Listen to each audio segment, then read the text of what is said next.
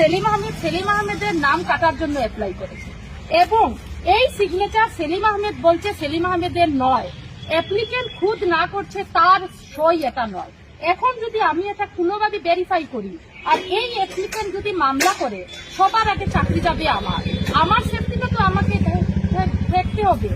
এখন আমি তখন আমার 60টা ফর্ম এরকম আমি উপরে জেনিউন যেগুলো আছে আমি সবগুলোর উপরে রিমার্ক লিখে আমার সিগনেচার দিয়ে ডেট দিয়েছি এবং যখনই আমাকে অ্যাপ্লিকেন্ট কনফার্ম করে দিয়েছি, এই গ্রামের কনফার্ম করে দিয়েছে, তখন আমি ইলেকশনের যারা ছিলেন ওখানে এক দুজন স্টাফ এদেরকে আমি বলি যে আমি প্রায় 60টা ফর্ম এরকম রিমার্কস লেখা শেষ, রিমেইনিং ফর্ম আমি করতে পারবো না, কারণ আমি কোনো ভুয়া ফর্ম ভেরিফাই করতে পারবো। ইলেকশন অফিস প্রমাণ করুক অ্যাপ্লিকেন্ট পেপার সত্যি, আমি রাত্রে একটা হলেও সমস্ত ফর্ম করে দিয়ে যাব। আমি বিএলও, আমার উপর যত ডিউটি আসবে সমস্ত ডিউটি রাত দিন হলেও আমি করবো। এর আগে এসআরের সময়ও আমি রাত্রে 8টা অবধি আমার গ্রামে মানুষের বাড়ি বাড়ি গিয়ে করে এনেছি এবং এই জেলাতে বোধ হয় আমাদের বিএলএ এতে যখনই কোনো কাজ যখনই যা আসে সবার আগে আমি কমপ্লিট করে ইলেকশন অফিসে।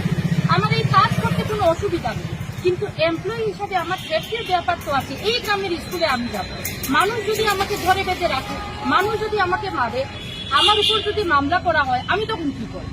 তখন ইলেকশন অফিসে ফোন করলাম আমি, মানে ওদের স্টাফদের বললাম যে এই ফর্ম রিমেইনিং ফর্ম আমার পক্ষে ভুয়া ফর্ম ভেরিফাই করা অসম্ভব আমার পক্ষে। তখন এরা বলে না এটা তো করতেই হবে। তখন এরা বললো না আচ্ছা আমরা তাহলে ইলেকশন অফিসে আমরা দৃঢ়ব্রতের সঙ্গে আপনি একটু ফোনে কথা বলবেন। হ্যাঁ, তখন আমি বললাম আচ্ছা আপনি স্পিকারে ফোন দিন, আমি কথা বলছি। উনি ইলেকশন অফিসের এমপ্লয়ি, উনি এই বিষয়গুলো অনলাইন বিষয়গুলো উনি দেখেন সম্ভবত, উনিই দেখেন। হ্যাঁ, উনি এগুলোর দায়িত্বে আমাদের যেগুলো গুগল মিট টিট যেগুলো হয় সব উনি করান। তো তখন বীরব্রত আমাকে ফোনে বলেন আপনাকে এটা করতেই হবে, আমি তো সকালে বলে এসেছি আপনাকে যে অ্যাপ্লিকেন্ট যেই হোক, অ্যাপ্লিকেন্ট ভুয়া হোক যেই হোক, আপনি উপরে ভেরিফাই করে রেখে দিন না, এগুলো জেনিউন করে। শুধু অবজেক্টিভ দেখতে হবে, অ্যাপ্লিকেন্ট না। আপনাকে শুধু অবজেক্টিভ দেখতে হবে, অ্যাপ্লিকেন্ট নয়। আমার কাছে এটা এভিডেন্সও আছে। তো এরপরে আমি উঠে বললাম যে কি করে করবো, অ্যাপ্লিকেন্ট খুদ না করছে, কালকে যদি অ্যাপ্লিকেন্ট মামলা করে, আমি বিএলও হিসাবে আমার সই থাকছে এখানে, অনলাইন করলে আমি আমার বিএলও এর থেকে আমি করছি, তো তখন তারা কোনো অবস্থায় করে না। তো তখন আমি বলেছি যে আমার পক্ষে অসম্ভব, আমি একটাও ভুয়া ফর্ম আমি ভেরিফাই করবো না। আপনারা আগে প্রমাণ করুন এটা সেলিম আহমেদই অ্যাপ্লাই করেছে, রাত্রে একটা হলেও আমি সারা রাত্রে অফিসে বসে এগুলো করে দিয়ে যাব। তখন ও বীরব্রত ফোন কেটে দিয়েছেন। কেটে দেওয়ার পরে খানিকক্ষণ পরে ওদের অফিস স্টাফও কেউ রুমে ছিল না। এরপর খানিকক্ষণ পরে অফিস স্টাফ এসে বলেন আপনারা এগুলো যা হয়েছে আমাদেরকে জমা দিয়ে এগুলো করতে হবে না, আর রিমেইনিং গুলো করতে হবে না, আমাদেরকে জমা দিয়ে দিন। হ্যাঁ, তখন আমরা উঠে বললাম না আপনাদের হাতে তো আমরা জমা দেব না, আপনাদের হাতে জমা দিলে এভিডেন্স কই আমাদের, আমরা যে জমা দিয়েছি আমাদের উপর আপনারা অ্যাকশন এনে নেবেন। তো এই জন্য আমরা এটা ইলেকশন অফিসে গিয়ে আমরা জমা দেব, ইলেকশন অফিসের অথরিটির কাছে আমাদের বিষয়গুলো বলে।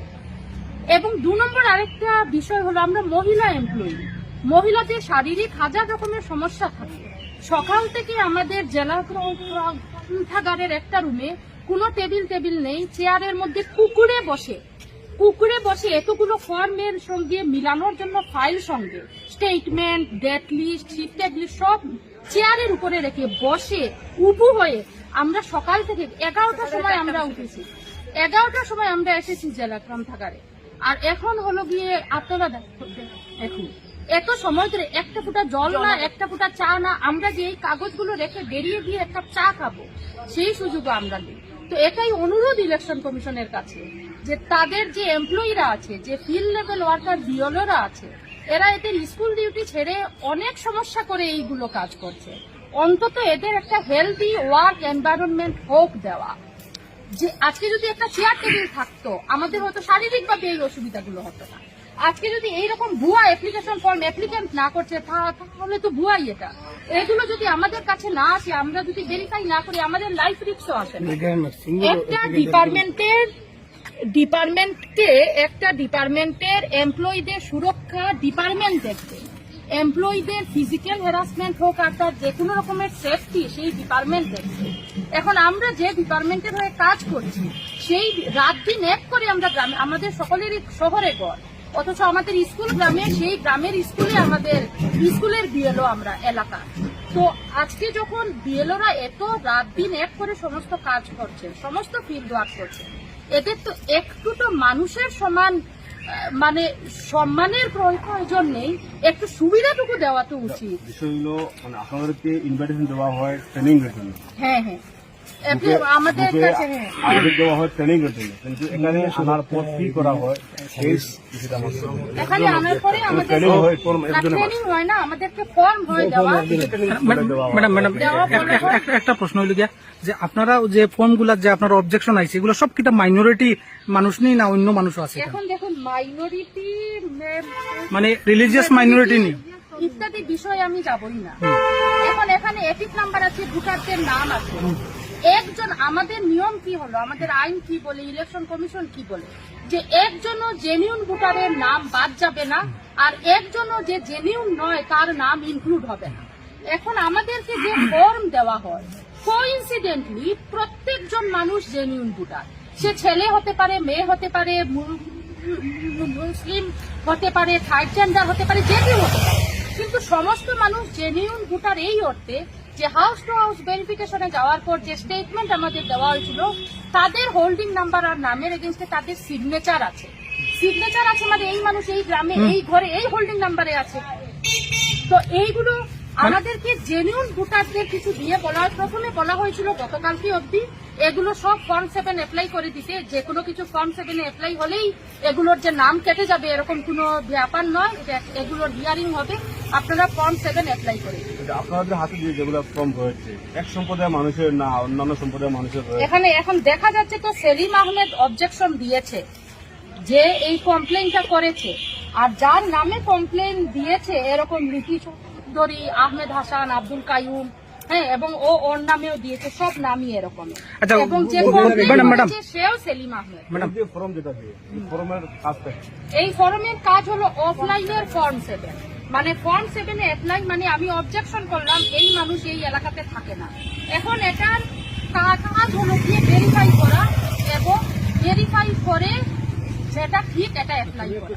কিন্তু এখন বড় বিষয়টা যেটা হলো, সব থেকে সন্দেহ আমাদের যেটাকে লিখেছে, যে আমাদের এই একজন মানুষ 133টা ফর্ম অ্যাপ্লাই করছে এবং সে বলছে ওটা সে অ্যাপ্লাই করেই, একজন মানুষ 133 ফর্ম অ্যাপ্লাই মানে আপনাদের হিসাবে সব জেনুইন মানুষ, মানে আমাদের হিসাবে নয়, অ্যাকর্ডিং টু কাগজ, অ্যাকর্ডিং টু ইলেকশন কমিশনের 2002 এর লিস্ট, সমস্ত লিস্ট, খসড়া লিস্ট, এবং হাউস টু হাউস ভেরিফিকেশনের সময়ে যে স্টেটমেন্ট আমাদেরকে দেওয়া হয়েছিল, যেখানে মানুষের সিগনেচার আমরা এনেছি, সেখানেও মানুষের সই দেওয়া। যারা মৃত ওদের আন্ডারে, সাপোজ ধরুন আমার বাবা মৃত, এখন আমার ঘরে বিয়লে আসার পর আমার বাবার নাম কাটানোর পর মৃত এখানে লেখা হয়েছে, এবং এটা মৃত আইডেন্টিফাই করে আমি এখানে সিগনেচার দিয়েছি। শিফটেড যারা বিয়ের পরে চলে গেছে হাজবেন্ডের বাড়িতে, এরকম আচ্ছা ম্যাডাম, ফর্মের মধ্যে আপনার কমপ্লেইনার একজন নাকি? কমপ্লেইনার একজন। ওই এই কোশ্চেনটা তো কমপ্লেইনার বলছে সে কমপ্লেইন করেনি, এখন এ বলছে মামলা করে। ম্যাডাম, গতকালকে বিভিন্ন পলিটিক্যাল পার্টি ডিসি মহোদয়ের কাছে এই বস্তুটার উপরে নিয়ে প্রশ্ন উঠাইছে। তাই কোশ্চেন যে এই কথাটা এই ধরনের বুয়া, যদি কোনো বিএলও এই ধরনের প্রমাণ সহ দিতে পারেন তাহলে তাই অন স্পট অ্যাকশন লইবা ডিসি মহোদয়। আজকে আমরা এক মিনিট আমার ভোটারের দায়িত্ব আমার, কারণ আমি এদের বাড়ি বাড়ি গিয়ে হাউস টু হাউস ভেরিফিকেশন করতে এসেছি।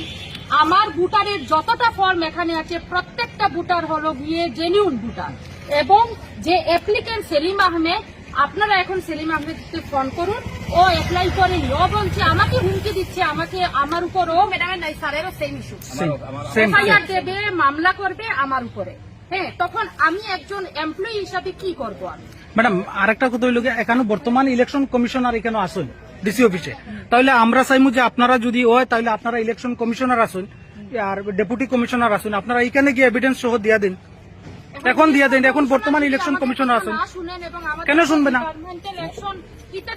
না, ডিপার্টমেন্টাল ইলেকশনের ব্যাপার তো নাই। আপনি আপনার আমরা যখন বিএলও হিসাবে যখন আমাদের এই প্রবলেম, আমাদের সেফটির উপর প্রবলেম, যখন আমাদের কাছে দেওয়ালে পিঠ ঠেকানো আমাদের কোনো অপশন নেই, আমাদের কাছে বলতেই হচ্ছে, এটা বলতেই হচ্ছে, এদের সঙ্গে ঝগড়া করতেই হচ্ছে।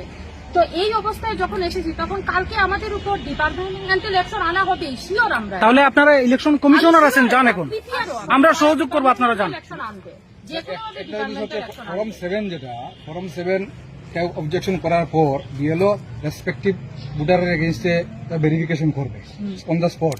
কিন্তু এখানে কেন বলা হচ্ছে যে এখানে আপনারা নাম কেটে দেন? অফিসে এসে নাম কেটে দেবো। এটা তো হওয়ার কথা না। কালকে আমাদের ডিসি বলছেন যে বলা হয়নি। ডিসি বলছেন যে যাকে ফর্ম দেওয়া হবে ওর নামে নোটিশ ইস্যু হবে, ভেরিফিকেশন করবে বিএলও বা রেসপেক্টিভ পলিটিক্যাল পার্টির বিএলও সেও করবে। কিন্তু এখানে কেন করা হচ্ছে না এটা? সেকেন্ড আরেকটা কথা হচ্ছে মহিলাদের সুরক্ষার জন্য, মহিলাদের চাকরি সুরক্ষার জন্য সরকারের নির্ধারিত বা গভর্নমেন্টের আইন আছে যে এদের সুরক্ষিত করে এদের এই এনভায়রনমেন্টটা ঠিক করে তাদের চাকরি করতে হবে।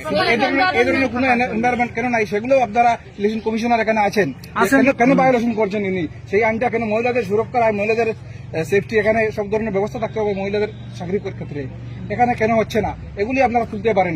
যেহেতু ডিসি বা ইলেকশন অফিসার হাইয়ার অফিসার এখানে আছেন, ইলেকশন কমিশনার, আমরা চাইবো যে আপনারা ওনাদের কাছেও সেই জিনিসটা জানান। কারণ উনি এখানে এসে যদি এই ধরনের কমপ্লেন না জানেন তাহলে তো বুঝবেন সবকিছু ঠিক আছে। আরেকটা বিষয় হলো গিয়ে যে এটা যে তারা ভাই করবে